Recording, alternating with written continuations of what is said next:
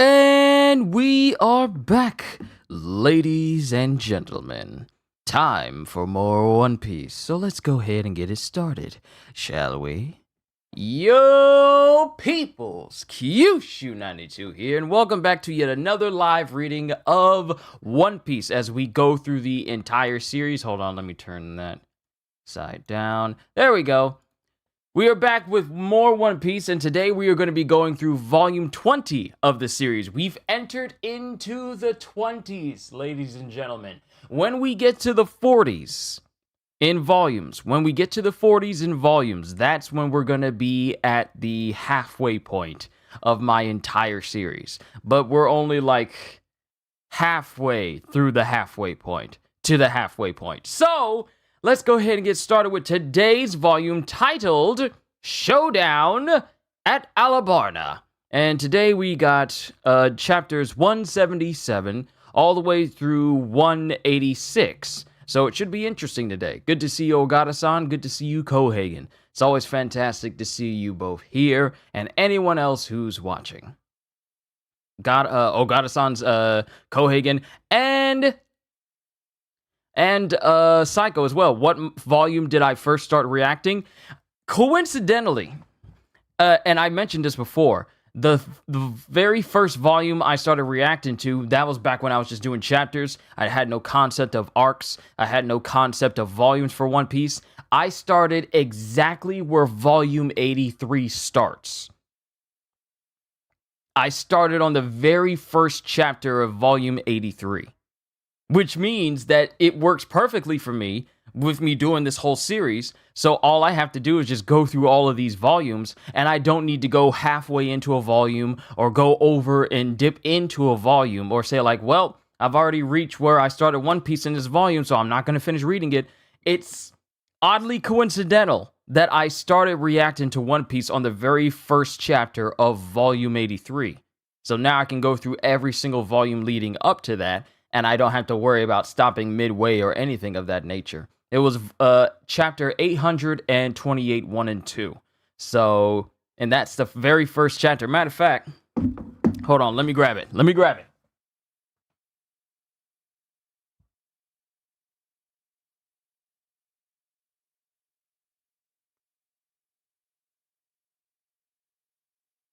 Yes, it's the very first chapter of volume 83 is chapter 828, 1 and 2 for Emperor of the Sea, Charlotte Linlin. So it works out perfectly for me to do this entire series volume per volume and not have to worry about cutting anything out or stopping in the middle of anything, because I can just stop exactly when I get to here, which works out fine. And then I'll have the entire series of One Piece on my channel, at least where it's at right now. But you understand.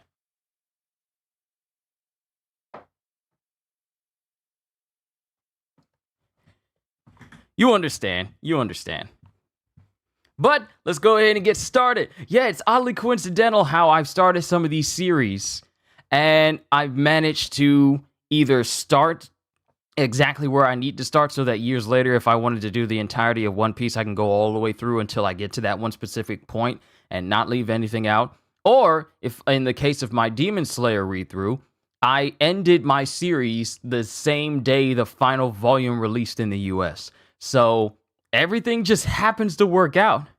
God looking out for me. Let's get started! The Story of One Piece, Volume 20. Monkey D. Luffy started out as just a kid with a dream to become the greatest pirate in history. Stirred by the tales of pirate red-haired Shanks, Luffy vowed to become a pirate himself. That was before the enchanted devil fruit gave Luffy the power to stretch like rubber, at the cost of being unable to swim. A serious handicap for an aspiring sea dog. Let me breathe, because sometimes I be doing these voices and then I do it under one breath, so let me breathe.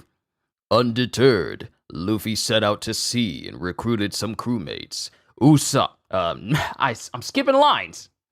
Master Swordsman Zoro, treasure hunting thief Nami. I'm excited today. I got so much energy. I had an ultimate sausage, egg, and cheese biscuit from Biscuitville with potato wedges and a nice cold sweet tea. I got energy today.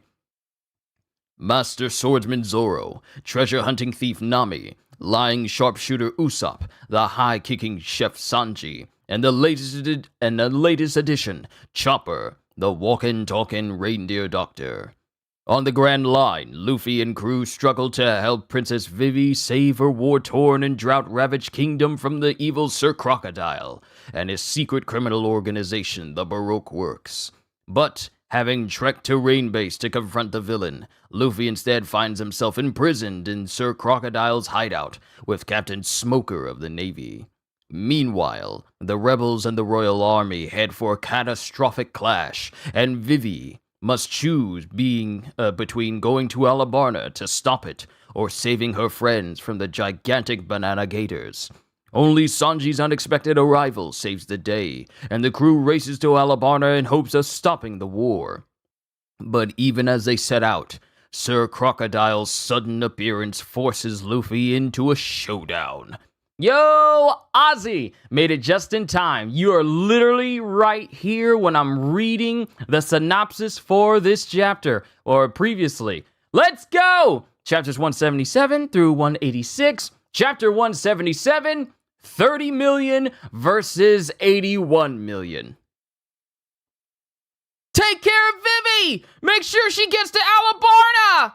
Luffy, be careful! There are two of them! Luffy! And then it cuts to Vivi, who's just utterly surprised that Luffy traded places with her in order for them to keep going, and he gets pulled back by Crocodile, who at first tried to rip away Vivi from them. And it shows Luffy just smiling, and Zoro begrudgingly smiling as he goes, "Crazy kid. Keep going, Chopper, to Alubarna." Gotcha! Zoro, you're abandoning Luffy? And then it cuts back to Vivi, who's screaming, Luffy! It's okay, Vivi. He'll be all right. Crocodile's the one to worry about. Luffy's gone up against some pretty tough customers, and he's the one still standing. "Listen, Vivi, Luffy's going to keep Crocodile busy so that we can get away. We can get away. The moment the rebels took off, the clock started counting down on this kingdom's fate.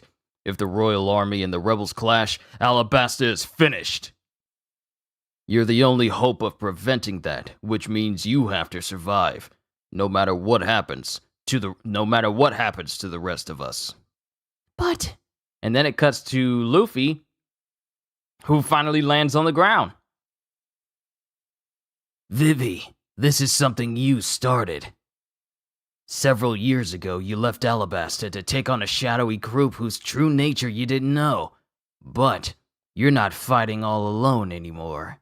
I remember this moment from the 4Kids dub when they were having this conversation. It wasn't quite as serious because they didn't really take the dialogue as serious. Vivi, don't worry. I'm with you. And then it cuts to Vivi. Luffy! Huh? I'll be waiting for you in Alubarna! "Okay!" And then he just screams out, "Okay!" And then as they go in the distance, it cuts to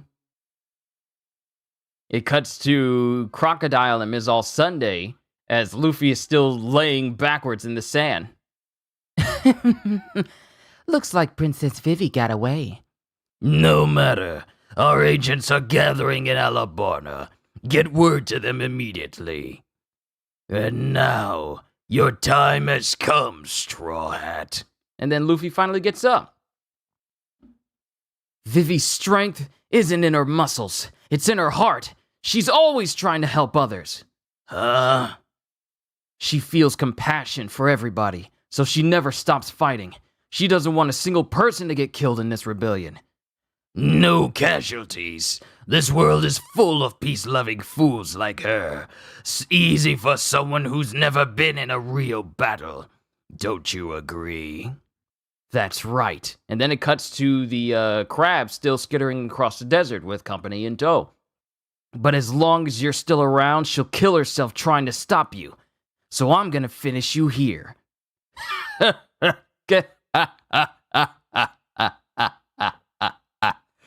How noble of you, but you're an incorrigible fool, boy. You'd give your life to help some stranger you befriended. I've deserted dozens of fools like you. In that case, you're the fool. And then it causes this in the fact that Crocodile is not intimidating Luffy, because that's the real thing here. What you can get from the dialogue between Crocodile and Luffy right now is that Crocodile is trying to intimidate Luffy. You know, play mind games. A lot of characters do that in this series. Try to play mind games with Luffy, but he ain't falling for it. Not only because he's, dim-witted, sorta, but also because this dude is just too brave to be intimidated by literally anyone. He literally has that type of mindset. And Crocodile's vein pops up on his face because he's getting, upset at this boy talking to him like he ain't an 80 million bounty man. And then it cuts to Miss All Sunday laughing. What are you laughing at? Do you want to die too, Nico Robin? If that's your wish, so be it. But you promised not to call me by that name. Where are you going? On to Alubarna. That woman's a mystery even to me. So now we have the name of this individual, Nico Robin, which means I can go back, I can call her by her name and not call her by Miss All Sunday again, because that's just how my brain works. That woman's a mystery. It's hard to play mind games with someone who hardly has a mind. Exactly. You can't mentally manipulate someone who's kind of lacking in the mental department. It's like it's these people who try to manipulate Luffy who are really and truly stupid. But yeah, now her name's out there, and now I can continue to call her Robin, Nico Robin. That woman's a mystery even to me. And then something gets tossed in front of Luffy. Huh? Let's have at it. Let's have at it. I'll give you 3 minutes, but no more. Any complaints? No. Fine by me. And then they start. Gum, pistol! And then Crocodile just dodges. And then he turns to sand, and then he whips around Luffy's fists and tries to hit Luffy with his hook. And Luffy dodges. Gum! Stamp! And Luffy hits Crocodile, but his body turns to sand, and Luffy's attack doesn't work. And then Luffy is sent flying a distance away from Crocodile. Throw everything you've got at me, Straw Hat, but you'll never... Gum, Gatling gun! And it shows Luffy just constantly punching Crocodile, but none of the hits are sticking. Darn sand monster! Listen, Straw Hat, your mosquito-like attacks can never... And then it cuts to Luffy, who hits him with Bazooka! Battle Axe! It shows Luffy not even listening to Crocodile, and he keeps attacking him.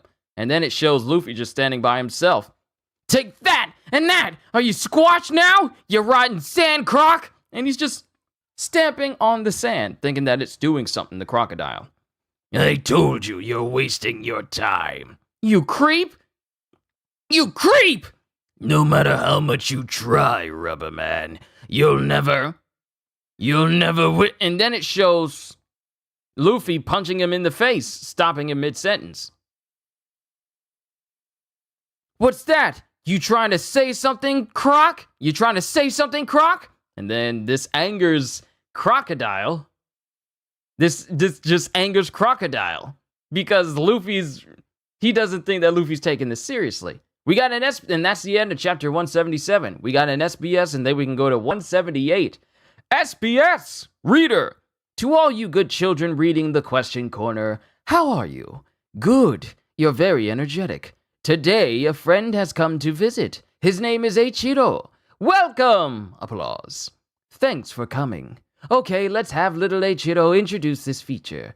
Go ahead. Oda! The day has finally come. Let's begin the question corner. How are you, everybody? Okay, then. Let's burst the Espanola! Spaniola? I'm a failure. Question. It's in Taiwanese.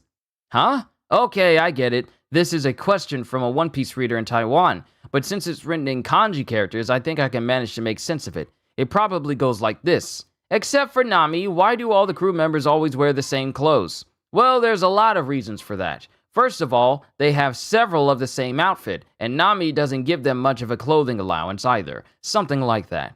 Next question. Oda-sensei, if Luffy, Zoro, Usopp, Nami, and Sanji were animals, what would they be? Luffy is a monkey. Zoro's a shark. Usopp's an armadillo. Nami's a cat. And Sanji's a duck, I think. But the one I feel most confident about is Chopper. He's a reindeer. Ta-da! And that's the end of the SBS. Onwards to chapter 178, Grand Line Level. And it cuts back to the hourglass that Crocodile dropped right next to Luffy. You know, the one that says that he only has 3 minutes. It cuts to that still going. Playtime is over, Straw Hat. I wasn't playing. Man, what am I supposed to do? It's impossible to hit this jerk. He keeps turning into sand. I completely outclass you as a pirate. Desert Spada! And he hits the ground. I like the way I said that. That actually worked out really well. Desert Spada! And he hits the ground, and it causes this massive cut to go across the sand. And he sees it, and that cut cuts completely through stone. And he manages to jump out of the way before this slice goes straight through him. Whoa! Good move. If you met that head on, woe wouldn't have been the half of it. What the desert split in two? I've worked hard to develop my devil fruit powers. I can use them to make any weapon I want. Unlike some fools who are satisfied with their powers as they are, I continually condition myself and improve my skills. I'll make you regret you ever tangled with me. Desotto girasole! Like, that's how he says it in Japanese, but... Desert girasole! And he punches into the ground. And the whole ground underneath Luffy just... This whole ground just gives way underneath Luffy into like a big, massive sand pit. What? The sand! It's sucking me in! Never heard of quicksand. It makes a convenient grave in the desert. The sand gets sucked down into underground water. It was easy for me to detect its location. No one has a chance against me in a desert battle. I'm not gonna be buried alive in the sand! You jerk! Come! Bazooka! And he uses bazooka to launch himself out of the sand pit. If punching doesn't work, I'll ensnare you! Gum fingernet! And he tries to throw his fingernet over Crocodile, and Crocodile, with a big old wave of sand, just swipes his arms to the side. Don't you ever learn? It's futile! Gum whip! And he uses Gum Whip that splits Crocodile straight down the middle. And Crocodile continues to speak. Same old, same old. Ah! Crescent Cutlass! And with one big massive cut, he goes straight through Luffy's arm with a wave of sand. Ah! My arm! My arm! My arm! And it shows Luffy's arm, and up to where his bicep is, it's been completely robbed of moisture. It's completely skeletal. It's completely skeletal right now. It's mummified! My arm's mummified! This is one of the properties of sand. It absorbed the moisture in your arm. And once it's absorbed all your body's moisture, you'll be just another shriveled monument to my power. That's the way of the desert. Why you? And then Luffy's looking and he goes, I got it! And Crocodile is wondering what he's doing. Water! Yeah! And then it cuts to Luffy who drinks water and his whole arm just gets 2 times its own size and muscle. Ridiculous. No, it's not! This water, that dried up old man in Yuba worked all night to get it. Take this with you, Luffy. The old man told me. Yuba won't lose to the sand! Gum Gum! You still want to fight? Munch Munch! And in an attack that's patterned off of Wapple, he just opens his mouth wide and chomps on the entirety of Crocodile's entire upper section. And he's just floating in the air with a bunch of sand in his mouth. Enough of this nonsense!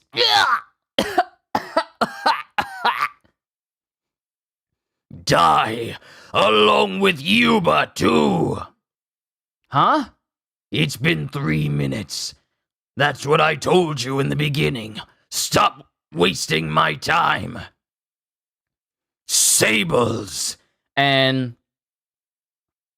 Crocodile just basically creates a giant sandstorm in his hands and he just sets it off. And Luffy is left able to do nothing but shield his face from all the sand. The sand is just right. Then we cut to Rain Base. There, to the east, a sandstorm! Take cover! We'll be buried by the sand! Wait, the wind is blowing towards the south! It should miss us! Then it cuts to Tashigi and Smoker. Captain Smoker, look! And then it cuts to Vivi, and and company. Vivi, what's the matter? There's a sandstorm headed for Rain Base. It's him. I know it. And then all the crew is thinking like, oh, this is the same dude that Luffy's facing off against. Okay, Straw Hat. The prevailing winds in this area always blow from north to south. Now, if this sandstorm were to head south, growing stronger as it went, what would lie in its devastating path? To the south? Yuba. Why? What are you doing? Stop it! See, it's gradually going south. That dried up old man has nothing to do with this!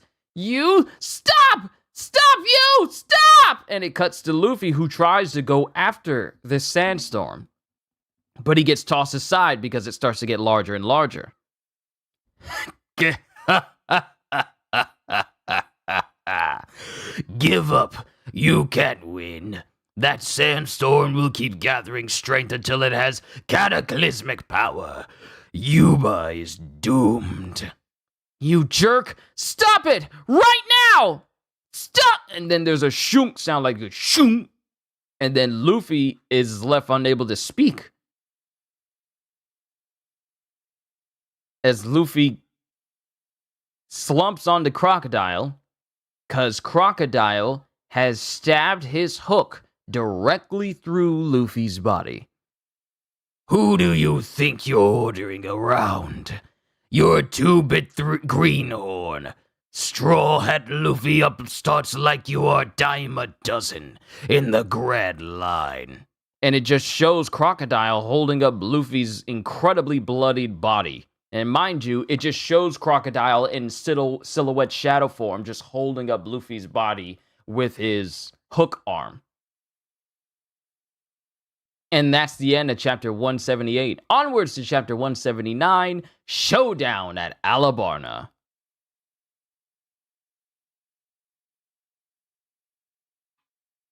And then it cuts to Zoro, who's just gripping his sword tightly, and he's just doing flexes with it. That was when I said to him, "You bow-legged freak!" And then you see all the crabs in the world started to worry about being bow-legged. Wow, so that's why crabs walk sideways. Stop that, Zoro. You're wasting your strength. Shut up. And there was also one that jumped backwards. That was a shrimp. Oh, so is it some kind of crab? Yep, that's right. Usopp just telling more lies to Chopper. Ignore those guys, Nami. They have to do something to ease the tension. They're incompetent, especially that muscle-bound fool who got clobbered by one of the 7 warlords of the sea. You trying to say something? Say it to my face. I'll say it. You're scared, Zoro. You think Luffy might lose. Me? Scared? No way, pretty brow boy. Watch. Why, watch your mouth, you mosshead. What? You want to fight? And before they can actually go and fight each other, Nami pretty much punches the both of them in the back of their heads and just lays them out in front of Chopper, which scares Chopper. Stop it, you idiots! Everyone's on edge. As second in command, I gotta do something. And then I find it funny how Usopp sees himself as second in command, even though it's Zoro. Everyone's on edge. As second in command, I gotta do something. Don't worry, guys. Luffy isn't going to lose, Goes Vivi. We made a promise to each other. We're all going to meet in Alubarna. You're more worried than the rest of us. Because it shows, Vivi, and she's drenched in sweat, and, kind of, she's nervous. She's very nervous. She's not drenched in sweat because of the sun. She's drenched in sweat because she's nervous about the whole situation with Luffy. You're more worried than the rest of us. You just worry about the rebellion. Ow! As Nami knocks her in the head to, don't worry about it. Sorry about that, Vivi. It's all over the day you stick up for me. Okay, let's switch our thoughts to Alubarna. Let's go, pincers! Pincers? That's the crab's name. Pincers. Did you just... And then it cuts to Yuba, former rebel camp. And it cuts to Toto. See? Look at it! Then it cuts to the sandstorm getting closer and closer to Yuba. Water! It's filling the hole! Didn't I tell you, Luffy? This is a strong land! As there's water inside of the hole that Toto has been digging all of this time. And then the sandstorm gets closer. Yuba is still alive! And then it cuts to Crocodile as the sandstorm starts heading away from him in the distance. Yuba will die. That sandstorm will destroy it. Then the rebels will grow even more enraged, and their misguided compassion will rip this kingdom apart. Same goes for you, Straw Hat. You might have lived longer if not for your foolish compassion.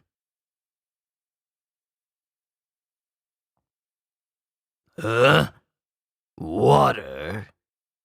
You no longer feel any gratitude for this water? And then it shows Luffy gripping onto Crocodile. And Crocodile realizes something. Huh? Ugh. As it cuts to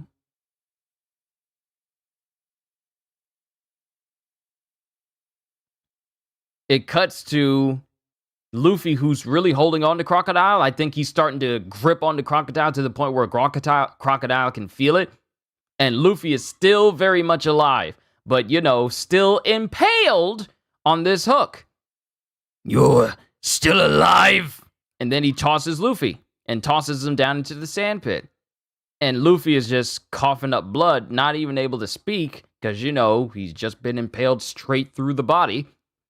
You're in great pain now, but soon you won't feel anything. And it cuts to Luffy as he slowly starts to sink into the very same desert girasol that Crocodile created. As he's putting his hand up and Crocodile walks away, going, goodbye. And then it shows Luffy sinking completely into the girasol. What a waste of time. And then it cuts back to Tashigi and Smoker. You want me to go to Alubarna? Am I to go after that Straw Hat gang, or do you want me to assist the Royal Army? Up to you. What? What? Decide for yourself what you want to do there. What? What's that supposed to mean? Just follow your own sense of justice. I'll take full responsibility whatever happens. Where are you going, Captain Smoker? Something urgent came up. I'm heading out to sea. Make sure we're in communications at all times. Tashigi. Yes, sir. Pay close attention to what becomes of this country. Should it fall or should it survive? Whenever events like these occur, history is about to be made. And then Tashigi just ponders on these words as Smoker drives away. Sergeant, what are your orders? Oh, right.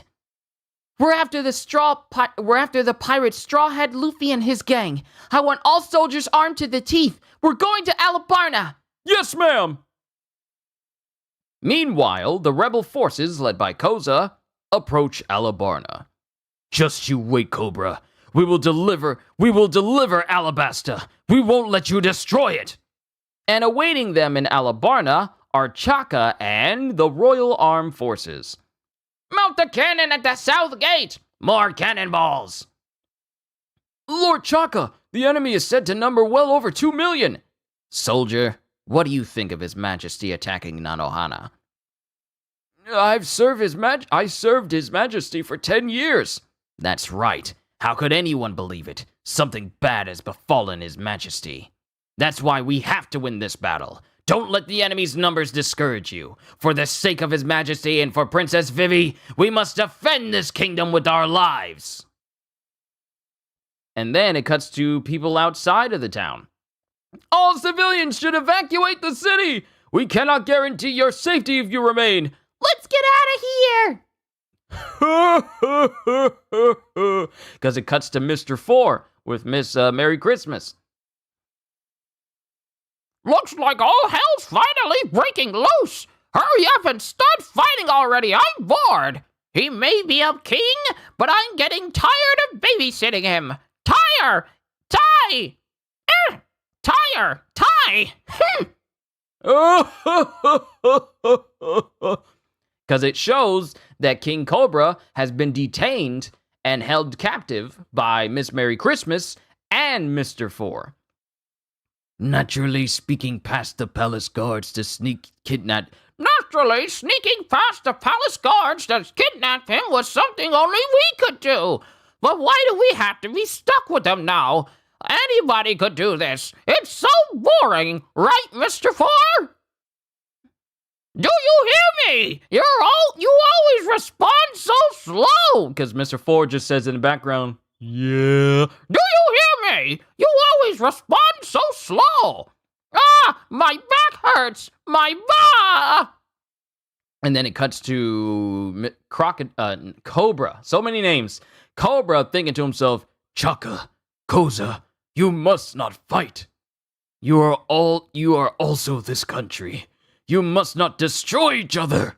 As Cobra is being held hostage. And we get narration. Those who lament war, as it shows Cobra and Toto. Those who fight, as it shows Koza and Chaka. Those who incite war, as it cuts to Crocodile and the members of Baroque Works. Those who, knowing the truth, want to stop it, as it cuts to Vivi and the Straw Hats. Their hopes, as it cuts to Tashigi and the Navy, are about to collide at Alubarna, because everyone is heading to that one location. Then it cuts to the desert area outside of Rain Base, and there's silence. As it cuts to Luffy's head, that has made it outside of the sand trap that Crocodile created, as he just screams out, "Meat!" And that's the end of chapter 179. We got another SBS, and then we'll move on to chapter 180. Question: doesn't Buggy bleed when he comes apart? Answer: don't say such creepy things. It'd be horrible if he sprayed blood every time. Question: I have a secret I'd like to tell Master Oda in a regular letter. Please, ×10, tell me your home address. See you! And then this person starts laughing. Then Oda says, okay, let's see. My zip code is 202. Hey, if I told you that, everyone will be ding-dong ditching my house. Because, if you're famous, people knowing where you live is a liability. You got to be careful with that. That's one of the reasons why I don't give my address out. Even when people ask me if I had a P.O. box so they could send games to me, I was like, I don't have one. I don't have one. Question: can you tell me what Tashigi's age, height, and weight is?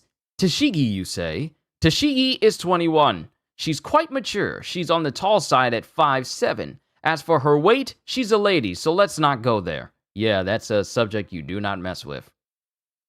Question: here's a question for you, Mr. Oda. When Ace ate the flame fruit, did he 1. Gain the power to turn his body into flames, 2. Gain the power to make flames shoot out of his body?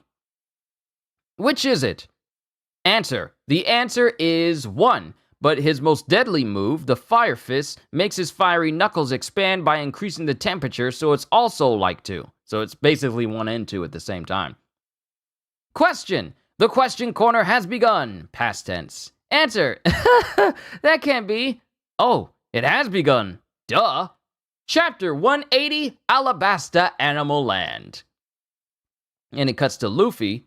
It cuts to Luffy, who's still out in the desert, as he's thinking of Crocodile saying, I outclass you as a pirate. Yuba will die. And it cuts to Luffy, who's struggling to get up out.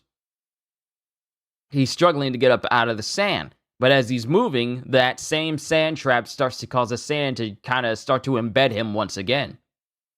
And then it cuts to someone stepping outside of the sand trap, and numerous arms pop up out of the ground, which lift Luffy out. And this person turns out to be Nico Robin! Hey, thank you. Why do you fight? As one of those whose name is D. D? Just who are you people? I guess it's a waste of time to ask. And then it cuts to one of her arms in the air holding Luffy's hat, and it throws the hat to Robin. Found you. And then she looks back at Luffy. And, oh no, it's someone, it's not her saying it, it's someone else going, Found you. What have you done with Princess Vivi? Oh, so you've come too? And, and it's Pell. Pell is awake after, getting clutched. He's awake. Now that I know what your powers are, things will be different this time. Be careful. You're hurt worse than you think. But you're just in time. Why don't you help that kid? He is, after all, the swashbuckling pirate who brought your precious princess home. Yes, your princess is alive. She's on her way to Alubarna even as we speak. I don't know what'll happen to her now, though, considering the situation. And it shows Robin right next to this slender gator, but it has like a seat on the back, like a covered seat on the back. Excelligator, the second fastest animal in Alabasta. And then Robin just speeds off. Ugh. If I'm no match for her, who can protect Princess Vivi? And then it cuts to Luffy, who's grabbing onto Pell. Huh? Meat! And then it cuts to someone in the distance going, The final rebellion. Ahem! Me. Nanohana. So, the final clash has begun. I saw their ship. Princess Vivi and those pirates must have made it here safely. I must hurry. Please let me be in time. 'Cause Igaram is alive! And he made it to Nanohana. Time is running out. As it cuts to the rebel army riding on its camels as this narration goes on. Approximately 5 hours until the rebel forces reach Alubarna. And then it cuts to Toto back in Yuba. as the sandstorm is literally directly in front of him. Like it's right behind a far-off building. It's directly in front of him, but it's so big it takes up the whole panel. He goes, Not to worry. Once the sandstorm's in, the rain will return. Like always. Do your worst, you blasted sandstorm! You'll never defeat Yuma! and then all we see of the location where Toto is it gets bombarded by this massive sandstorm. And then it cuts to Usopp screaming his head off. What? We can't cross the river on this crab? 4 hours to go. 2060, 2061. Crab movers are creatures of the desert. They hate the water. But it's a crab! A crab! Do something! That river's as wide as a sea. It would take us the rest of the day to swim across. And look, after the river, we'll have to cross miles and miles of desert. If this crab can't cross the river, what are we gonna do once we get to the other side? Run? We're not gonna make it! Uh-oh, there's a Sandor River up ahead, Do something! Do something, pincers. goes Nami. And then it cuts to Chopper going, I got it. Pincer likes dancing girls. and then it cuts to Nami, who shows like her outfit, because she's been covered up this whole time, and then she takes the cloak off and she goes, Will this do? and then Pincers looks around at Nami and Chopper goes, He's looking. and then Eyelashes and Sanji are just looking at Nami in her outfit, and then Pincer's eyes gets hearts on him, and this Joker just takes off. He's picking up speed. Nami! Hubba hubba! Those two are useless. It's the power of love! How is this going to help us, Chopper? How is this going to help us, Chopper? Whoa, hey, this crab is amazing! Unbelievable! Yeah! It's a miracle! He's running on water! Because Pincers is so enamored by the appearance of Nami, that he's moving fast enough to run across the surface of the river. He's running on water! Some miracle, as it shows Pincers quickly sinking into the water. He only went so far until he's in the water. And then it cuts to Zoro and company. There's no use complaining. Come on. Wait a minute! Isn't there a boat? How far is it to the opposite bank? About 30 miles. We can't swim that far! And then a giant catfish pops up out of the water as well. A rare Sandoran catfish. It's really rare. Rare to see one. Who cares about that? And its favorite food is man. Tell us that first! And they all just start swimming at high speeds. But then there's this massive crash, in Kawam sound, and we see the catfish being bombarded by some creatures. Ah! The Kung Fu Dugongs! All the Kung Fu Dugongs just popped up, and they just beat up the catfish. Arr! And then it cuts to Chopper. They're saying they couldn't let anything happen to their master's disciples. We're not Luffy's disciples. Arr! Woof! If humans like animals, they are called zoophiles, but if an animal likes humans, what are they called? I have no idea.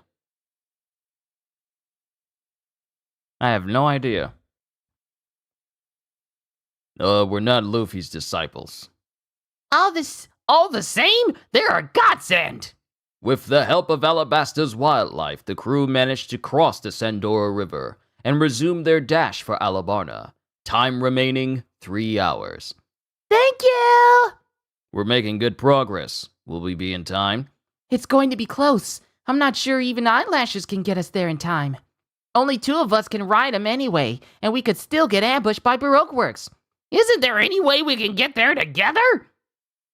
Wait, over there! What is it? The enemy? They're striking already? No, that's Karoo! And he's brought the Supersonic Duck Squadron with him! I remember the Duck Squadron. I remember the Duck Squadron. It really has been years since I delved into the pre-time skip section of One Piece. It's been so long. Ah! Squadron Leader Karoo, Supersonic Duck Squadron, Alabasta Kingdom's swiftest unit. And you see like a whole bunch of other ducks along with Karoo, including one, and they all got different haps, including one that is embracing his inner Fresh Prince with a backwards turned baseball cap. 1 hour before the clash at Alubarna's East Gate. We still got King Cobra there. The West Gate. Here's the situation. Here's the situation. Who's saying this? Here's the situation. Where do we set up an ambush? The enemy is a band of pirates who have already eliminated 6 of our top agents. That's right, and Princess Vivi was once a Baroque Works agent herself. Stop spinning, you swan! But when it comes to deception, I'm second to none. And it cuts to Bon Clay. Then Miss Doublefinger and Mr. One. But Mr. One and I could get rid of them once and for all. What do you say? Hold it, you two! You can't be serious! We're the ones for this job, right, Mr. Four? You're too slow! Oh, my back! We'll go first! Anyway, the most important thing is to get rid of the princess, right? And that's the end of chapter 180. Onwards to chapter 181, but before that, another SBS. Question. A friend said to me, "You're a girl. Why are you reading Shonen Jump?" So I said, "Why shouldn't a girl read Shonen Jump? Is it against the law? I was a boy in my previous life." Probably. I got nothing wrong with ladies reading manga. That could make our conversations go so smoothly if we just start talking about manga.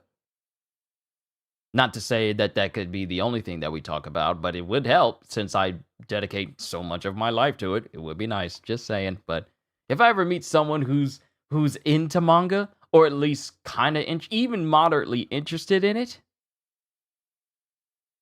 it would be nice. It would be nice. I'm just saying.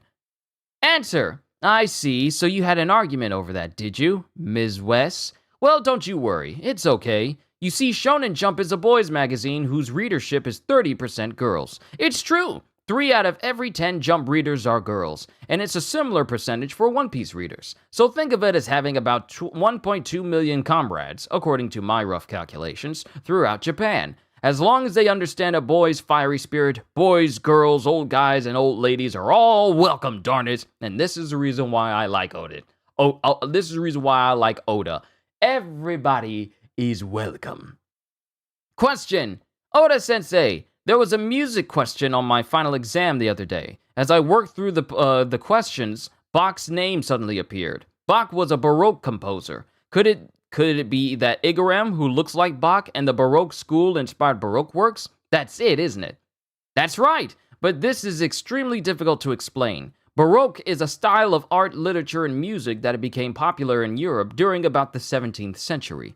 But the Baroque style was unnecessarily ostentatious and excessively ornamental. That's why Baroque works is made up of such flamboyant characters. Because the Baroque style was just basically over the top. Back in the 17th century, that's what the word over the top meant. Chapter 181, Supersonic Duck Quiz. And then it cuts to the far-off distance as we see the rebel army making their way through the desert. I see it! It's still a ways off, but it's Alubarna! Koza! We should be there in about 30 minutes! Good.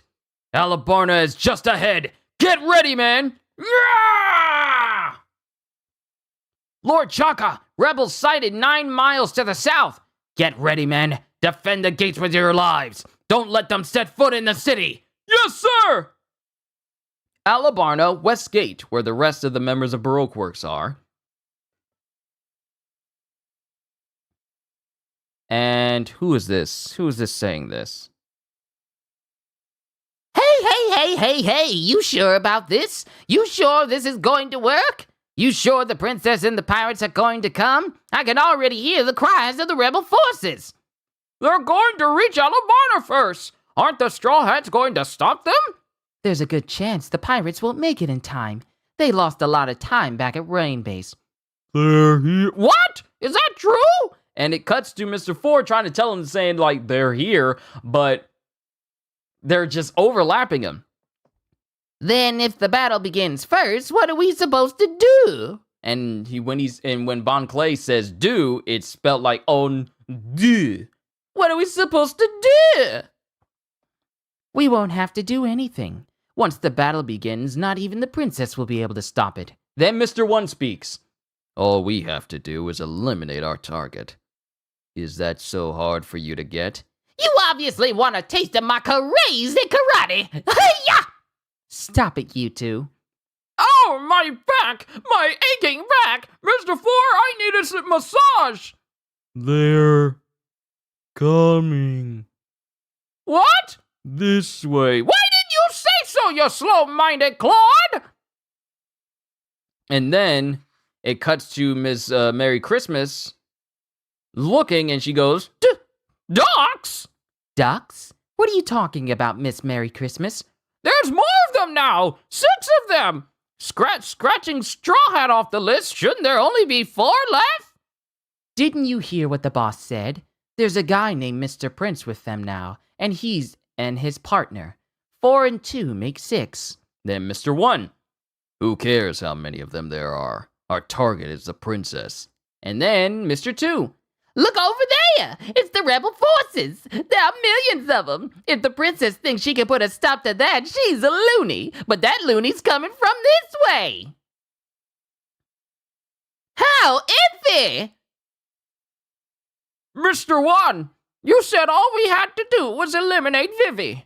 All right. Then which one is she? Because it shows that everyone riding on the ducks are completely covered up, so they can't tell which one is Vivi. Egad! They're all wearing identical capes! Huh. And they're riding supersonic ducks, the fastest creatures in Alabasta. Remember, the Accelerator is the second fastest aminal. I know what I said. And I'm gonna say it again. The Accelerator is the second fastest aminal in the entirety of Alabasta. Yep, I said it. I'm sticking with it. I'm not going back. But they're all riding Karoo in the Supersonic Duck Squadron, but they're all covered up and they can't tell which one is Vivi. Curse them! We can't tell which one is Vivi! It's so iffy! Get them, Mr. Four! And then Mr. Four shoots his cannon, which shoots out like this baseball out.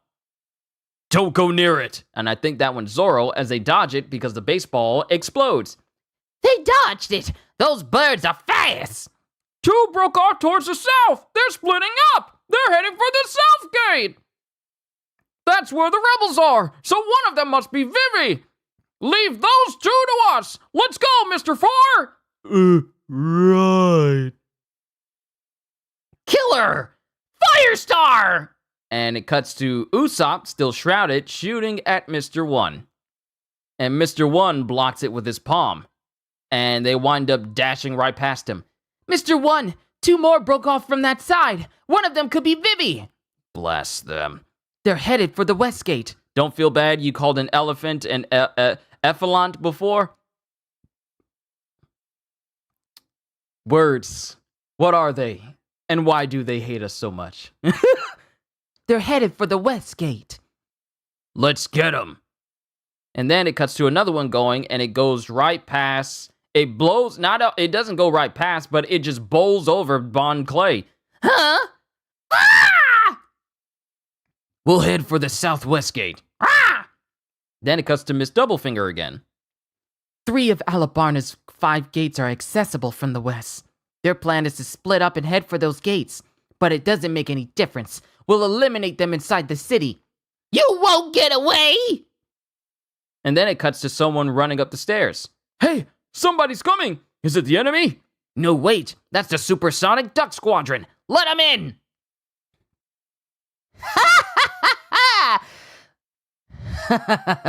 Amazing. You managed to follow us. What? Stop!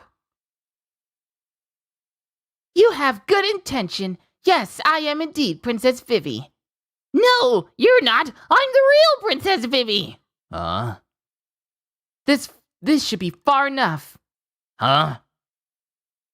Let's show them who we really are. And then everyone takes their cloaks off.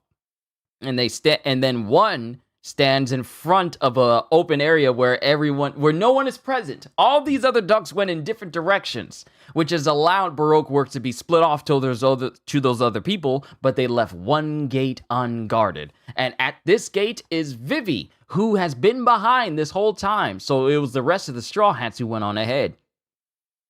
Thank you, everyone. I've got to hurry. The rebel forces are very near. Let's go, Karoo. They pulled a slicky on Baroque Works as it cuts to Zoro, Chopper, Nami, Usopp, Sanji, Eyelashes even, as they go, Too bad.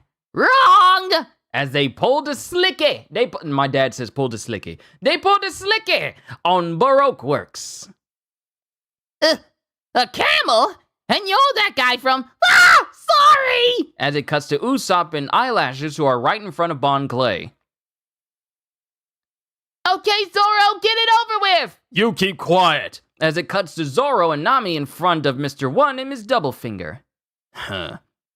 And then it cuts to Sanji and Chopper in front of Mr. Four and Ms. Merry Christmas. The rebellion will end. What? If I don't stop the rebels here, then all our efforts will have been for nothing. And that is the end of chapter 181. We got another SBS. And then we can move on to chapter 182. Question. I have a favor to ask. I picked up a white walkie, aka woolly hippo, on the street. Can you care for it at your place, Oda-sensei? New York Coco. Answer. I don't want it.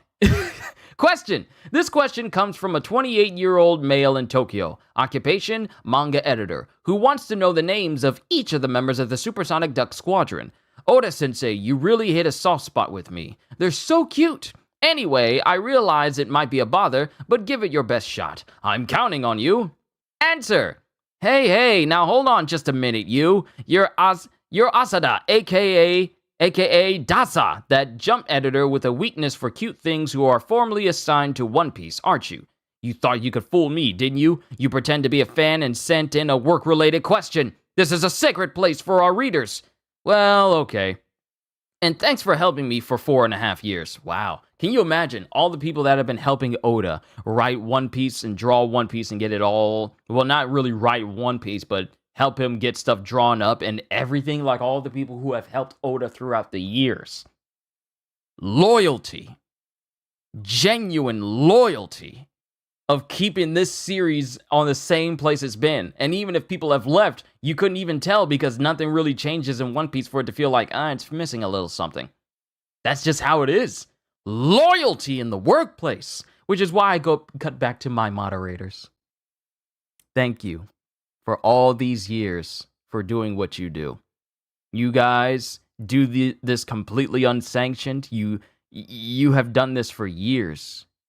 For me, just keeping my chat clean and free of any animosity or discourse or discord or anything on that nature. You guys truly help me out whenever I do streams. I just want to say thank you for sticking with me after all these years. Some of y'all have been here for many years. I just have to say thank you for being here and sticking with me all this time. All the numerous changes in my life. I just want to say thank you. You guys mean the world to me. You really do. Okay, I'll answer and thank you for helping me for 4.5 years. Okay, I'll answer your question, since I received it from other people as well. Starting with the bottom row, from left to right, they are Cowboy, Bourbon Jr., Karoo, Centaur, and Hikoichi. The top two are Stomp and Ivan X, or Ivan 10. Or Ivan the 10, or Ivan Diaz. Ivan Diaz sounds better. That's it. I've given them all names, but I thought that revealing them would just confuse people, so that's why I hadn't. Chapter 182, Roar. Short-term cover series, number 4, Escapee. I didn't miss No, I didn't. Short-term cover series number 4, Escapee, and it cuts to someone jumping off of a Navy ship. Your compliments don't work on us, baka! Macchiato! Yeah. Chopper.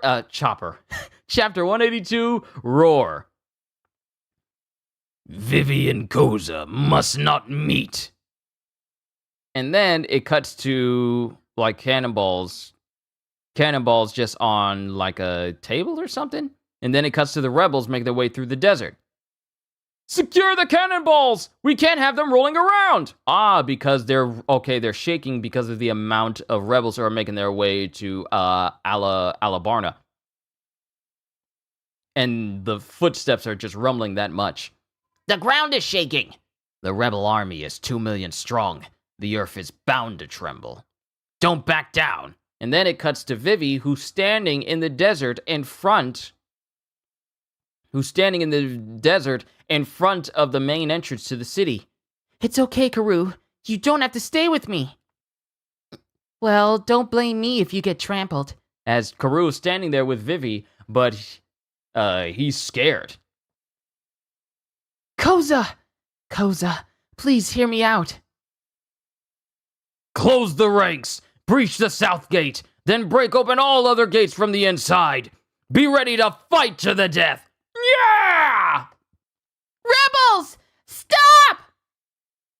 This battle is a setup! Huh? Hear me out! As it cuts to the faces of Cobra and Vivi screaming.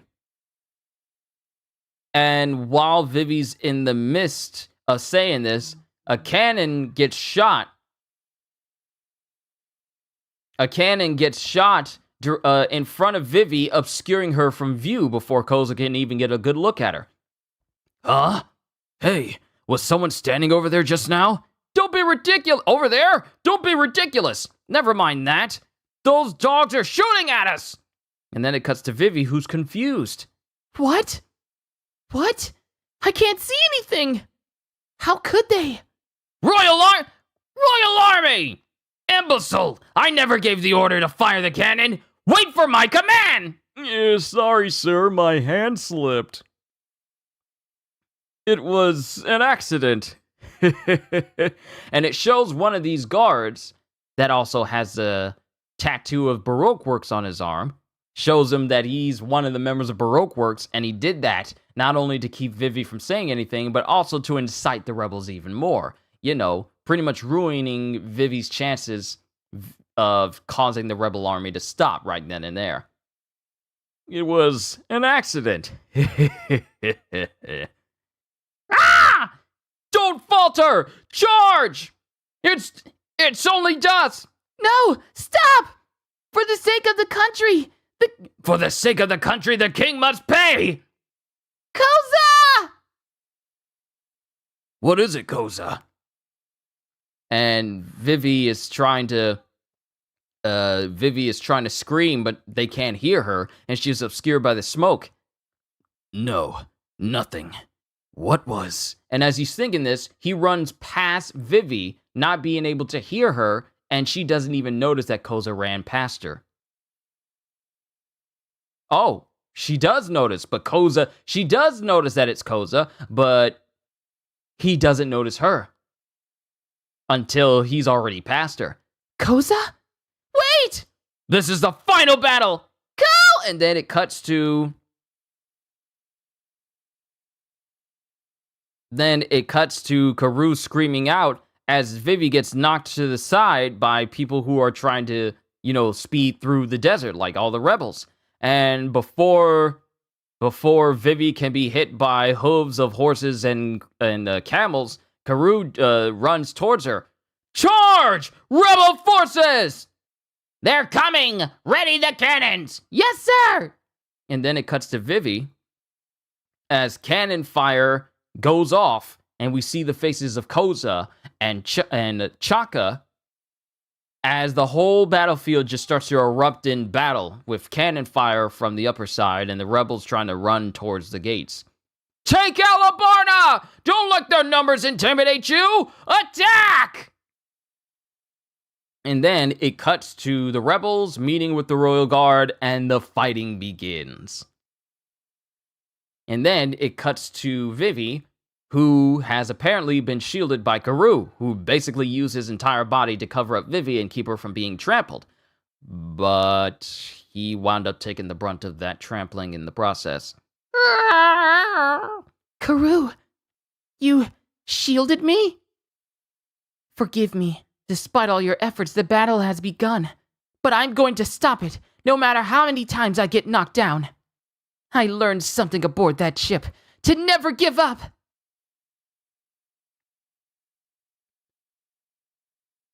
And then it cuts to someone pulling up right next to Vivi. Vivi, hop on! Usopp! Usopp! Hey, Usopp! Eyelashes, wake up! Ugh, morning, Sanji. The fact that Usopp is there with Sanji, and yet Usopp is there with Vivi. Misa thinks this is an imposter. Misa thinks there's a fake Usopp around there. That's what Misa thinking. Eyelashes, wake up! Morning, Sanji. Here's my report on our battle with that jerk. Our plan was a success up to the point where we lured him into chasing us. And then, he clobbered us in about 2 seconds. 1 second each. You should have held out longer.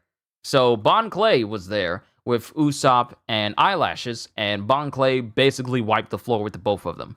No surprise. But what are you doing here, Sanji? Your ducks came calling for help. I assume Mr. 2 got away. This is bad. Vivi's in danger. Forget that bird. It's a goner. We have to stop this battle before it's too late. That bird? Pretty good Jar Jar? It still needs work. It doesn't have the deepness that that Mr. Best is capable of doing. That bird? Let's go, Karoo! What's the matter? Hop on quick! Usopp. How do I know you're really Usopp? Are you doubting me? Look! It's not him.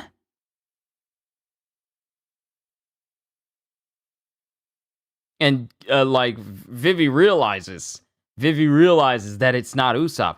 Are you doubting me? Look! It's not him. And then Karoo comes in, Karoo after being trampled comes in and whips up Vivi. Karoo! Mr. Zero had said they were all wearing a band on their arms. I wonder what gave me away. As Bon Clay's face returns back to the way it was before. But you can't escape me! Swan Dash! As he starts doing long ballerina, I don't even know what you call it in ballerina in ballet, because first of all, I don't look into it, so I don't know. That's not a pirouette, right? It's the one where they're just doing the long spread jump splits thing. But that's the end of chapter 182. Onwards to chapter 183. Squadron Leader Karoo. Hachi's Walk on the Seafloor Volume 2. Let's go home. And I think that was the individual that jumped off of that little mini-series in the previous chapter. He jumped off the Navy ship. Bandaged up, but he's underwater now. And we go back to the ship. Oh, we get a flashback as to how it all came together with all bands on the arms. Now listen up. That Swan guy can impersonate people perfectly. He could show up at any time and pose as one of us to kill Vivi. So if anyone's acting suspicious, have them remove their bandage and show the symbol underneath. If they don't do it, then they're an imposter. A double bluff. Very clever. Too clever for the likes of you. Maybe you're the Swan Man. I'll kill you! That's Zoro, all right. Definitely Zoro. Then it cuts back to Vivi, who's hanging on to Karoo, who's, he's hurt. Massively hurt. Pirouette. Thank you. Karoo! And Karoo is just tired. He's hurt. He's bleeding all over from being trampled, but he's still running to keep Vivi safe. Don't overexert yourself, Karoo. You're in no shape to run. And it shows Karoo and his legs are really, really wobbling. just trying to carry Vivi away from Bon Clay. I told you, you can't escape me! Ah! I said wait! I'm gonna eat you! Not that way, Karoo! He'll overtake us on the steps! Let me off, Karoo, I'll fight him! And then it cuts to Mr. 2, who's still doing his swan dash right behind Vivi, keeping up somehow. Ah! What? But the wall! What? I don't believe it! And it shows Karoo, who runs straight up the sheer cliff face of Alubarna, completely bypassing all the stairs. That duck is scaling the sheer cliffs of Alubarna! That duck is scaling the sheer cliffs of Alubarna! Huh? And then it cuts to Karoo as he moves so fast that he launches up into the air, but he's still a distance away, and he manages to get... And he's just left in the air momentarily. What? The fool! Now come down and get a taste of my old come my way karate! And then Karoo starts flapping like mad, and he manages to hold on to the cliff face. What the? Karoo, that was incredible! You flew! Not even Mr. 2 can follow us up here. You impertinent wretch of a duck! Hand over Vivi! And it cuts to Mr. 2, who just starts running up the wall. What? Nothing's impossible for this, Swan! Oh, come my way karate! Releve of blood, sweat, and tears! And then it cuts to Vivi getting up to the top, and she sees everyone fighting, the rebels versus the Royal Army. And then a splash of blood hits her face as a rebel soldier falls down beside her, dead. Karoo, can you make it through this mob? Ah! How will I ever find Koza in this chaos? The rebel forces haven't reached the heart of the city yet. Define the logics of gravity. We are on some Looney Tunes nonsense right now. We have to find Chaka. Head for the palace. There you are! Ah! And then a shot fires off, and Karoo gets shot. Karoo, you've been shot! And it cuts to Karoo, who's gritting his teeth. And my thing is, this duck just has, like, regular human teeth. Just like, he's gritting his teeth and is all like, ah! And I'm like, you got teeth? This reminds me of how they gave Yoda normal human teeth in Star Wars Battlefront 2. It just throws you off because it doesn't seem natural. Karoo, you've been shot! And it cuts to Mr. 2 as he gets closer and closer to Vivi.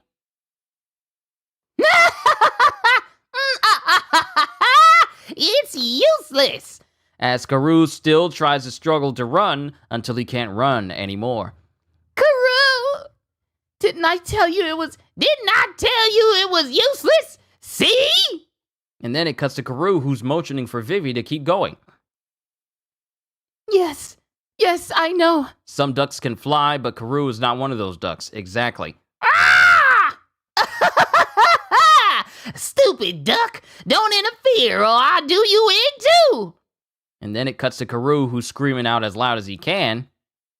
And as he says this, other members of the Supersonic Duck Squadron come in and they hit Bon Clay. The two of them come in and they hit Bon Clay directly in the face and midsection, sending him flying a good distance away with a big old ooh! Ooh! And it cuts to Bon Clay getting sent flying in the opposite direction. It's you! Rah! The rebel horde can still be stopped, right, Vivi? Well done, Squadron Leader Karoo. You're a real man. Ah! Sanji! You two are dismissed. And then two of the members of this Duck Squadron just salute Sanji and go like, Rah! I'll deal with the swan. and then it cuts to Sanji, who's fixing his tie. Yee-ha! I'm fine. Take care of Garou. Rah! Stay out of this! Who are you? Go! Ah! You let her get away! Why, you? This ain't no joke! Die! First things first. You have our sniper's goggles, as it cuts to Bon Clay and Sanji clashing against one another. Give 'em back. Huh? You won't have such an easy time with me. So you're one of the Straw Hats. You must be the infamous Mr. Prince I've been hearing about. No. I'm Sanji, a top-flight sea cook. A cook? Well, I'm a top-flight swan, but cooks shouldn't mess with criminals. I'm a criminal too. I'm a pirate and a cook. So we're two peas in a pod, eh? That's right. Now stop trying to wreck this country. Alubarna's Southeast Gate. Ah! Chopper! Come on, Chopper, pull yourself together! Where'd the enemy go? Where'd Mr. Four and his partner go? I'm here to help!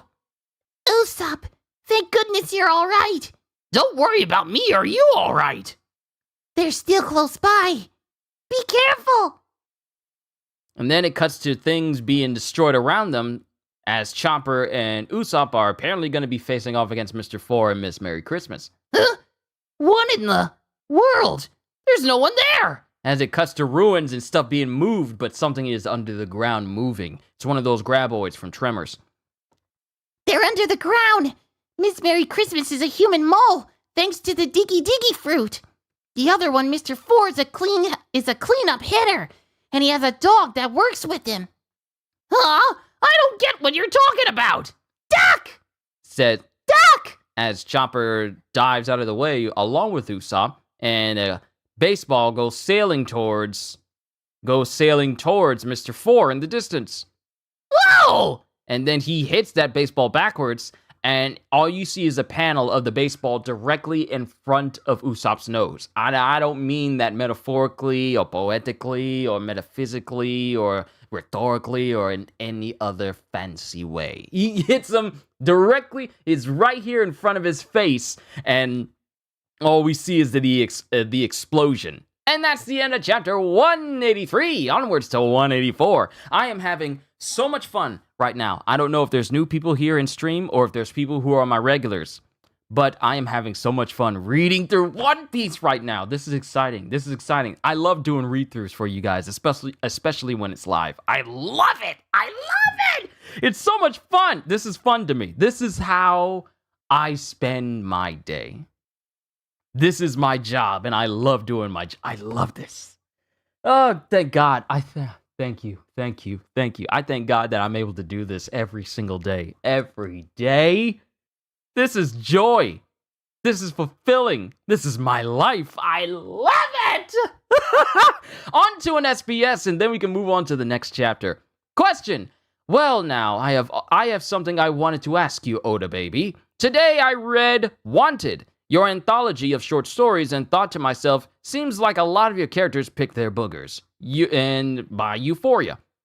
Answer, they do, don't they? They just dig and dig and dig. I wonder why, but they're not the only ones. All characters do it. It's just that other manga artists don't show it. If they didn't dig them out, their nostrils would get plugged up.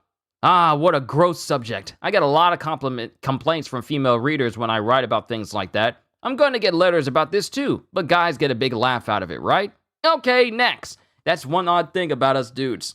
When it comes to bodily functions and bodily sounds, we find it hilarious where a lot of other people may not find it as hilarious. But it's instantaneously hilarious to us. I think it's in our genes to laugh at things that shouldn't be laughed at. It's in our genes. It really is, for us dudes. Some women function that way, but it's a lot of dudes who think that way. It's funny how that works out, isn't it? Question. Good day, Oda-sensei. I know this is sudden, but I have a very serious question. The Spider's Cafe from Volume 18, page 94, looks a lot like director Percy Adlon's Baghdad Cafe. Was that your inspiration? I love that movie, so please do let me know. Please. Answer. Wow, you have good taste. You're only 15 years old and you like that movie. Well, you're right. I really loved the feel of that place, but its austere elegance was a bit too far removed from manga, so I just tried to capture a little of that look for my own readers. For my own enjoyment. Readers, see that movie if you get a chance. It will remain in your heart. Baghdad Cafe. Can't be helped? You're right, it can't be helped. Question. Oda-sensei, I went to a certain flower shop recently and saw that they were selling crocus seeds. Does this have any connection to the character Crocus? Answer. In the language of flowers, the crocus symbolizes trust. And that's the end of SBS, and we move on to chapter 184. Wait a minute. Oh, snap. We're getting through this kind of quick. It's rare to see a woman scratching her butt, for instance. There are reasons for that. I'm not going to go into it because this is not the time for it, and I don't want to get any comments or letters from people about me talking about this subject. So I'm just going to leave that where it is. I'm better. My head stays on my shoulders when I don't talk about it. Chapter 184, Mole Town Block 4.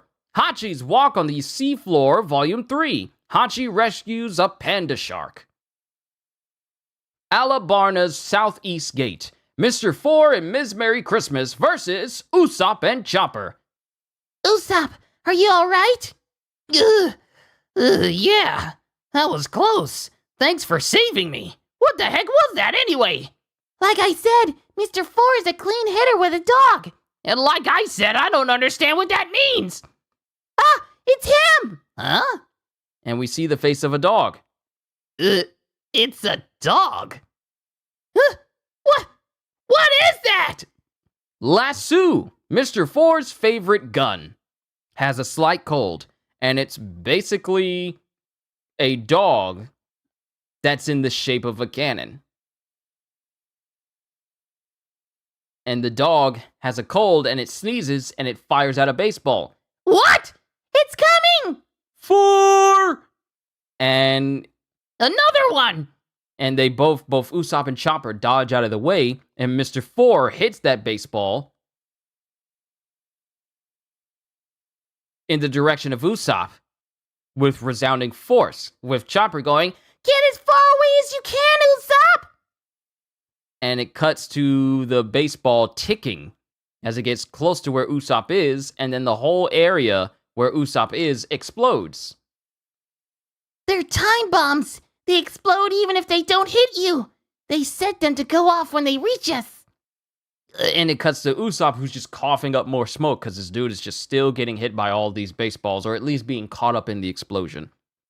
But since they won't explode until the timer goes off, I thought about catching them and throwing them back. But they're not easy to catch. They're as heavy as cannonballs. Mr. Four must be incredibly strong to be able to hit them around so easily. Four. And Mr. Four stands up and he places his bat on a broken piece of a ruined wall. And as he's wiping his brow, the weight of the bat is so great that it actually breaks through the wall just by leaning on it. That's how heavy the bat is. The bat is so heavy that it breaks the wall it's leaned up against. With Usopp having such a long face fault of a face, just going, How many tons? I bit my tongue. How many tons does that bat he's swinging around weigh? Is he even human? Hey, Mr. Four! Mr. Four! Wait, he's saying Four playing baseball? That's not how that works. This is a dude who is so slow that it takes him 5 minutes to say, like, they're coming, or okay, or they're here. Yeah, so he's not exactly quick. He's not exactly smart. Hey, Mr. Four! Mr. Four! Lasso. You sluggish oaf! Oaf! And it cuts to Miss Merry Christmas hitting Mr. Four in the back of the head with a wooden club. What? What are you fooling around for? Did Hurry up and kill them! Kill them! Kill them! you Fool! You fool! call? See? This dude is so slow. Ah! The mole woman! She's a mole! I haven't transformed yet! Fool! You fool! Did this chapter come out before Killer Bee was introduced? Bagayaru, Koryaru. He talks slow like Brer Bear. Fool! You fool! Chopper, you'll have to take it from here. Just bury my body at sea. But you just said you were here to help! But what the heck is that dog thing? How are we supposed to fight a creature like that? I'm only human. I'm human too! You're a monster too. Oh yeah? Well, you have a break. And then it cuts to Ms. Merry Christmas speaking. His name is Latsu. He ate the munt fruit, dash hound type. He's a gun. A gun? It's the latest technology. On the Grand Line, even inanimate objects can eat devil fruits. That's ridiculous. If it was originally a gun, why is it moving? Devil fruits don't have minds of their own. Shut up! You're as good as dead. Why should I waste my breath explaining anything to you? It moves, and that's that. Fool! Right, Mr. Four? Uh-huh. You're on our turf now. You'll never get out of here alive. Enjoy your stay at Mole Town Block 4. She's turning into a mole woman. As Miss Merry Christmas slowly starts to transform into her animal form, and she basically just turns into like a giant mole with giant claws. And yes, this chapter came out before Killer Bee was introduced. I knew it. Penguin? I keep telling you I'm a mole, fool! And then she just disappears underground with multiple holes littered throughout the landscape. She went underground. Okay, now's my chance. Usopp, wait! And it cuts to Latsu popping up out of the ground and firing a baseball in the direction of Usopp. It missed! A curveball? And then Usopp looks behind him, and he sees Mr. Four pop up out of the ground and hit the ball. Whoa! Above you, Usopp! You sound like that vulture from Looney Tunes? Oh, no. Oh, no, don't want to. No. Oh, no. It wasn't that rabbit. It was me. Yeah, I like doing that voices too. That and Marvin the Martian, they happen to be some of my favorite voices to do from time to time. But Mr. Four hits the baseball and launches it into the air. Whoa! Above you, Usopp! Huh? It's a fly ball! And it's still ticking. What's this? Not even a cleanup hitter bats 1,000, eh? I can dodge these with my eyes closed. And then the ball starts moving. It starts moving and it starts speeding and spinning in place as it takes off towards Usopp. It's spinning? Behind you! And it launches at Usopp. Even if it hit the ground, it can still start moving and launch itself at people. Mr. Four's no ordinary cleanup hitter. As Chopper goes on all fours and manages to grab Usopp before he gets caught up in yet another explosion. 4. And then Usopp is just, still sniffing because it still has a code. Oh, a Zoan-type. I thought those were something odd. I thought there was something odd about him. Then it cuts to Latsu firing off more baseballs. Here comes the next one! Usopp, you gotta keep moving to avoid a direct hit! Right! If we stay still, we'll be blown to smithereens! My 2268 explosive space modulator! See, my former co-worker, her name was Michelle, and she presided over the warehouse in the mornings. She would always love it if I would do the voices of Marvin the Martian during my morning, the shifts when I was still at work after an overnight of working on a truck. She would always like to hear my voice, and I would always help her out. She's one of the few people at that place I respected fully. Matter of fact, there's only like a couple of people, only like people I can count on these hands alone that I fully respected. Completely, without question, from my last job. That's a shame.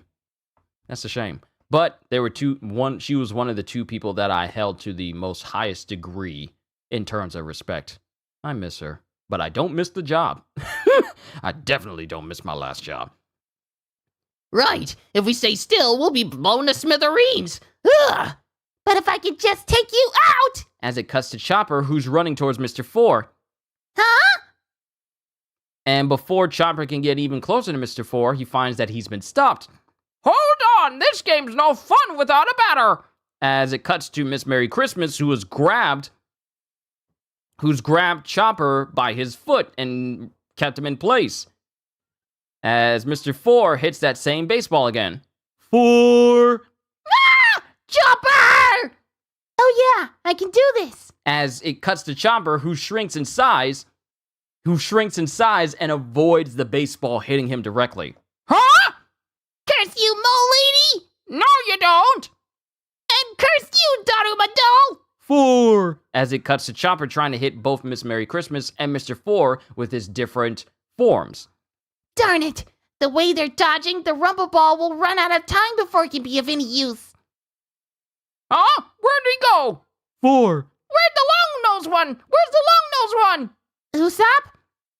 You guys aren't the only ones who can use these underground tunnels, you know? As it cuts to Usopp, who's well above Mr. 4, with what looks to be like a massive mallet. You patched? You were in our tunnels. Usopp! 4? Pound! And it cuts to Usopp hitting Mr. 4 with a massive hammer. Give me one quick second.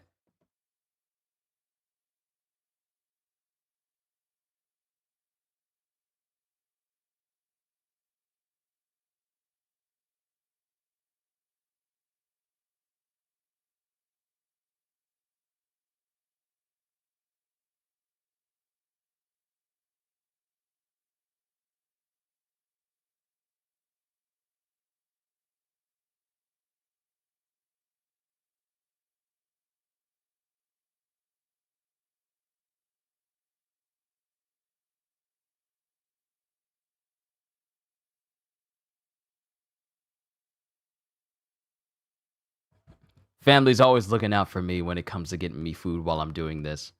I should be done with reading this volume before they come back with my lunch. Usopp! Pound! And it looks like Usopp hits Mr. 4 directly in the head with a giant hammer. Mr. 4! A 5-ton hammer? Where'd that scrawny kid get that kind of strength? I've sunk countless numbers of warships. People call me the Destroyer King. As Usopp is effortlessly flipping this hammer around. Who the heck are you? 5 tons! I am... Awesome! Captain Usopp! And that is the end of chapter 184. We got an SBS, and then we can move on to chapter 185. So, SBS question. I can't wait to read the next chapter. All the boys at school ever talk about is Nami's body. Tell them to stop it. It will never happen. There was no age written on this postcard, but judging from the writing, I'd guess you're probably in middle school. Middle school boys spend a lot of time thinking about girls. That does not stop when you get older. That does not stop. They can't help themselves. I just can't bring myself to scold them. Question. What would happen if a human ate the human fruit? Pay attention. There's a saying we have in Japan, to become a human or rather to become of age. It means to act like an adult or to stop acting crazy, to behave the way a human being is supposed to. Maybe that's part of it, or not. Well, no. Yes, that's what I mean. Runs away. Question. Mr. Oda, you have to tell me, what happened to Sanji's left eye? Answer. Here we go again. I get this question so much that I tended to ignore it. Alright, Sanji's left eye is one of the 7 mysteries of One Piece. Let's answer the question at last. Come on out, Sanji. Hey, you called? What, show them my left eye? You called me for that? That's stupid. Well, alright, if it'll make you happy. Watch carefully, folks. There. Wow, seriously? Holy smokes, what a finale! And on that note, this question corner is over. See you in the next volume. Chapter 185. Oh, is that so? Hachi's Walk on the Seafloor, Volume 4. Hachi receives a thank you gift of meat because he saved that panda shark. You're in your late 40s and that feeling never goes away? I'm 31. Yeah, it doesn't leave. It doesn't leave. For most dudes, it doesn't leave. But it cuts to after Usopp hit Mr. 4 in the head. Awesome, Usopp! Awesome! Thank you. Thank you very much. I'll be signing autographs later. Mr. 4! He's not moving? Did it actually work? No. Wait, here's my chance! Okay, Mole, now it's your turn to get whacked by my 5-ton hammer! Usopp! Ah! Ah! Pound! I'm over here! Usopp, pound! Here I am! Usopp, pound! Over here! Usopp, pound! Rubber man, pound! Usopp, pound! Usopp, pound! Usopp, pound! Rubber band! Usopp, pound! Ah, I love this one. Just seeing it in the anime going, Usopp, poundo! Poundo! Poundo! Oh! Poundo! Poundo! Poundo! I love it. I remember watching it. Darn it! She keeps moving around! Ha! Fool! Your fool is completely useless! Unless you actually hit me! You must have heard about the Baroque Works agents we've taken out. The truth is, it was all me! What? And I have 8,000 people working for me! And then Chopper... and then Chopper's all like, really?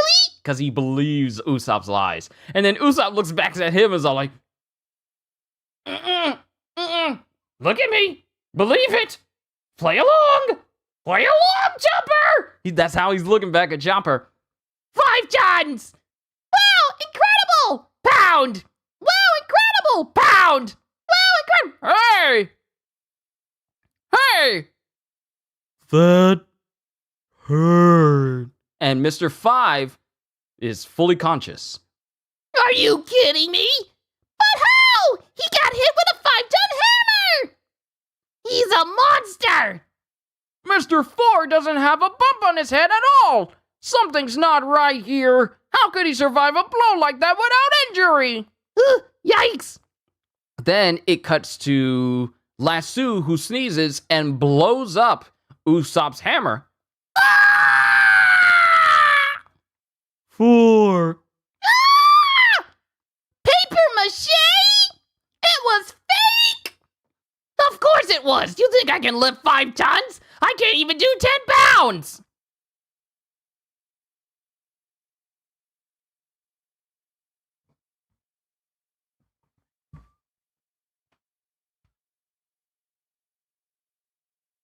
This is 10 pounds.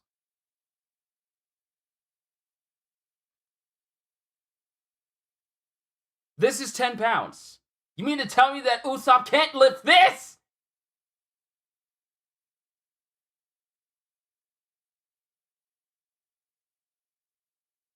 Really?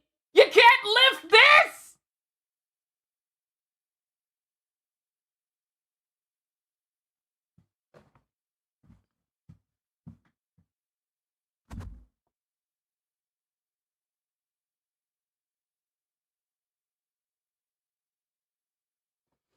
Okay, let's get back to it.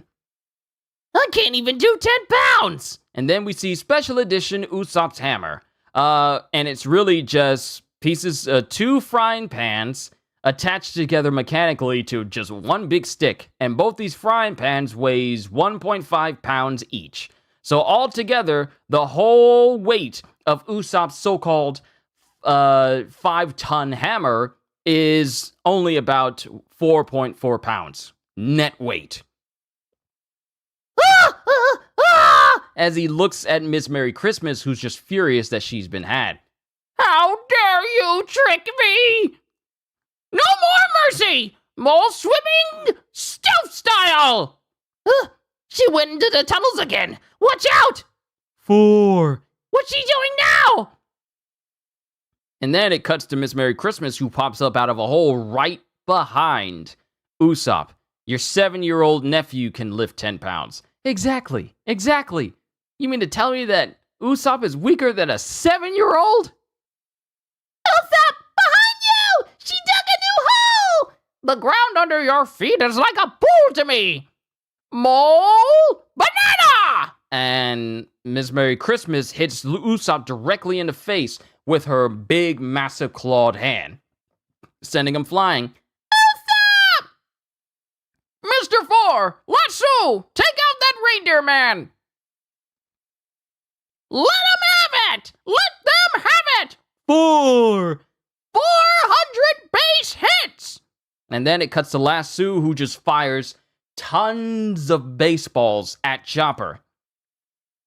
No more! I can't run forever! Rumble! And Chopper eats another rumble ball. It's all or nothing! I have to take a chance! 4! Brain boost! Think! Find a way to beat them! And it cuts to Mr. 4, who just rapidly pops up. Not only is this dude massive and strong, but he's also ridiculously fast, because he pops up into multiple holes in almost lightning speed quick succession to hit all of the baseballs that Lasso just fired out. And he just hits them all like, bow, bow, bow, bow, bow. Scoop! And the whole area where Chopper is completely implodes. Chopper! You should be worrying about yourself! Mole banana! Mole banana! Ah! Banana! Ah! Nah! Ah! Nah! Ah! Nah! Ah! It's just like her just using Mole Banana over and over and over and over and over again in quick succession to the point where she just starts cutting off words until you just get down to the last word. She does that a lot. Perfect! There's a wall among the ruins! If she keeps going at that speed, she's gonna hit the wall hard! As it cuts to him thinking that, hey, if I jump over this wall, she'll just run directly into the wall and she'll stop. Bust your head wide open! And then it cuts to the whole ruins getting utterly destroyed. What? Ah! Usopp! And then Chopper gets caught up in another explosion. And then it cuts to Usopp, who's climbing to the top of these ruins as he starts flinching. 4? The old penguin lady got buried in the rubble. I told you I'm a mole! And then it cuts to Miss Merry Christmas, who's right underneath Usopp, and he can do nothing as she grabs onto his legs. He's utterly terrified, tears in his eyes, as he looks down as Ms. Merry Christmas drags him by both his legs across the desert. Ah! Stop! Let go of me! Mole Town Highway! Look out! Whoa ahead! Whoa! Stop! No! Mole Impact! And Ms. Merry Christmas holds on to Usopp as she goes straight through a wall, breaking his whole body through it. Then we come back to Chopper. Got it! Your weakness! And then as Chopper discovers this weakness, we see Usopp getting thrown through a whole wall. Bow? Goes Lasso. And then Chopper speeds over to Lasso and just starts kicking up desert dust in its nose. There! 4? Usopp! Stay away from that mole! You don't have to tell me twice! And then Usopp just takes off. Bow? 4? Ah! And because Lasso sneezes directly multiple times inside of the tunnels that Ms. Merry Christmas has created. And all we see is a flash as the entire desert, namely the tunnels that Ms. Merry Christmas has built, implodes completely, with Mr. 4, Ms. Merry Christmas, and Lasso getting caught up in this ginormous explosion. It's so huge it takes up 2 whole pages. The weakness of Mole Town is that all the tunnels are connected. Ugh, is that so? And that's the end of chapter 185. Onwards to the last chapter for today, ladies and gentlemen. Chapter 186, 4. And then we cut to Usopp we cut to Usopp, who's just laying down on the ground, nose broken, and he's bloodied all over, because he's been taking far more hits than anyone else during this whole thing. Stay down! I'm begging you!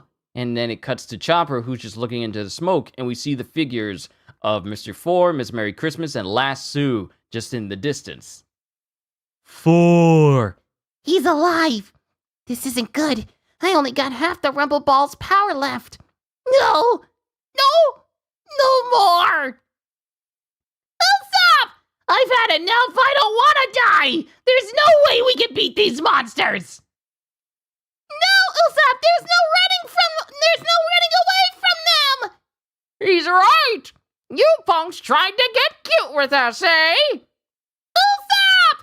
You're not going to run away now, are you? Ah! How fitting that a feeble captain like yours would have a cowardly crew! A feeble captain? You calling Luffy feeble? Our boss, Mr. Zero, finished your Luffy hours ago, and now the rebellion has begun. You're no match for us! Luffy's dead? You're lying, you old mole! Luffy couldn't have died! No way he'd lose to your old sad croc! Oh, that what makes you so sure? Luffy's going to be king of the pirates someday! There's no way he'd die here! Sometimes I get lost into these roles where I forget that I'm doing voices, and it's just like, I'm just there. For a brief moment there, I forgot that I was reading to a live audience, and I just went to a whole different place altogether. I'm sorry, it just dawned on me there. Luffy's going to be king of the pirates someday! There's no way he'd die here! King of the pirates? Ho, ho, ho, ho, ho, ho. King of the pirates! King! Don't make me laugh. Ho, ho, ho, ho, ho. Don't ever make a claim like that on the Grand Line. That uppity upstart deserved to die. Fool! That fool! Listen, Chopper! There comes a time... There comes a time! Time for you to die, Not time for you to die, Long Nose! Mole Town Highway! And then it just shows Usopp just getting dragged through the sands once more. When a man, even if he's up against an enemy he's scared to death of... Die! Mole Impact! And it shows Usopp being driven straight through another wall yet again. And he's just getting beat up bad. Even if there's no chance of winning. Mr. Four, grab your 4-ton bat! 4. Here goes! Motown! 4. Cleanup hitter! And Miss Merry Christmas drags Usopp at high speed towards Mr. Four, and Mr. Four, with all of his strength, just hits Usopp right then and there. And to further emphasize just how hard Usopp's been hit, it shows the bones of his nose shattering and him suffering basically a hairline fracture on the front of his forehead, just basically fracturing his skull. It shows an x-ray view of Usopp's face just getting straight up broken. It shows multiple places where he's been broken up as well, so he's been suffering a whole bunch of fractures all over. Usopp! You lousy creeps! And then Chopper's looking angry, and then his eyes widen. There comes a time when a man's gotta fight! What? You're still... And that's when somebody makes fun of their friend's dreams. Even after getting hit by straight 4 tons, Usopp is still standing. Enough for him, and mind you, he's bleeding profusely over every part of him. Specifically his head. Like, the dude's been broken. And the fact that he has bones in his nose. Exactly, in his nose shape, you see broken shards of bone in there. So it's like, yeah, this dude has a bony nose. The One Piece world, everybody. That's when somebody makes fun of their friend's dream. Impossible! You were cracked over the head with a 4-ton bat! You shouldn't be standing! You shouldn't even be alive! What trick is this? What trick is it this time? Luffy can't die because he's going to be king of the pirates. That's the one thing I won't let you laugh at! One more time, Mr. Four! 4. And then it cuts to Chopper, who takes off his desert coat. I won't let you do it! I'll show you my extra special transformation. Horn boost! And then it cuts to Chopper, who gets almost like a mini combination of all of his forms, but this one has more pronounced forearms, and the horns of Chopper have become much more larger and more widespread and branching outwards. No matter how mad you'll get, you'll never stop us! Chopper, get behind me! Aye, aye! Batter up, Mr. Four! 4. Take this! Here it comes! Molten! 4. Smoke Star! And then Usopp, while in the process of dealing with Miss Merry Christmas, shoots a smoke star in Mr. Four's face. 4. She's all yours, Chopper! She's all yours, Chopper! And then Usopp just jumps out of his own shoes. Right!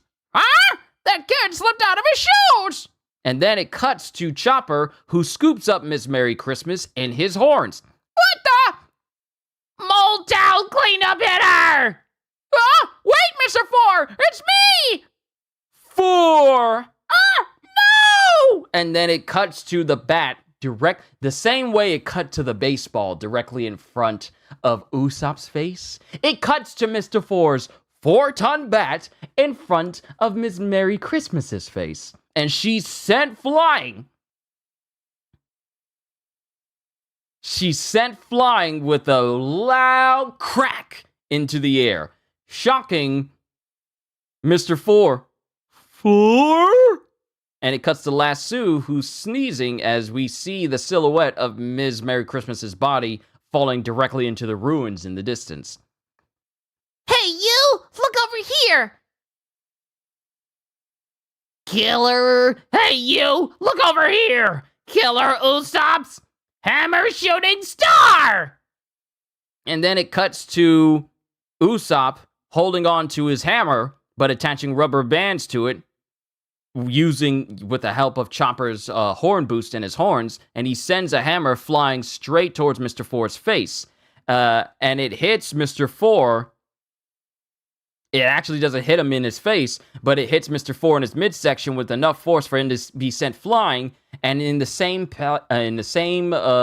direction as Lasso. And they both hit a wall. They both hit a pillar directly beside Miss Merry Christmas. And as that happens, Lasso spits out one last baseball.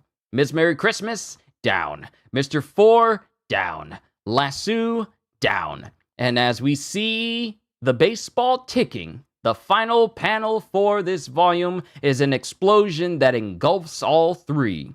Usopp and Chopper win the Battle of Alubarna's southeast gate. Usopp! Usopp, get a grip! Don't die! Someone call a doctor! Someone call a doctor! You are a doctor. To be continued in One Piece Volume 21. Ladies and gentlemen, we are done with Volume 20. This has been my reading of the 20th volume of One Piece. Tomorrow, we will have Volume 21. Now, the thing about that is, tomorrow is also the 31st, which is the last day of the month, which means I'm going to be talking about the recent chapters of One Piece. So, yeah, that should be interesting. But ladies and gentlemen, it has been an honor and a privilege to be your entertainer this afternoon as I read through more of One Piece. We will continue One Piece tomorrow. More than likely, I'll probably try and do my... You doing reflections of Volume 21 tomorrow? Yes, I am. I am not deviating. I said I'm going to be doing all these chapters every single day except for Sundays, and I will not deviate. My read-through for One Piece Volume 21 will probably happen before